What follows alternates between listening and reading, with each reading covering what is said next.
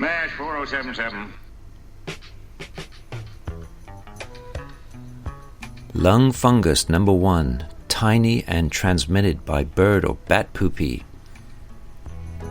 This fungal organism is one of 4 biggies that occur in the lungs. This particular one is transmitted by inhalation of contaminated dust or soil particles, and the most common means of soil contamination is through bird or bat droppings.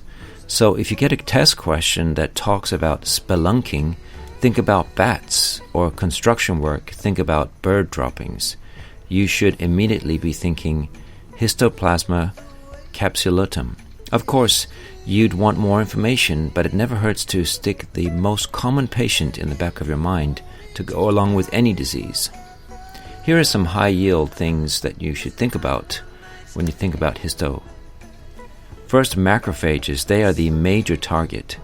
With fungal stains, histoorganisms show up as tiny, thin-walled, spherical structures within macrophage cytoplasm. But you can see histo in a regular H&E stain. If you look carefully, they're really tiny.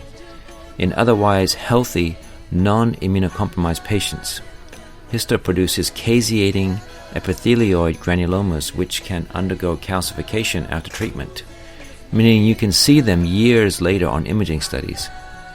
In patients who are immunocompromised, nice granulomas are not formed. You need working T cells to tell macrophages to make granulomas. Instead, you see focal accumulations of mononuclear phagocytes filled with histoorganisms. To read more, see Robbins' 9th edition, page 709.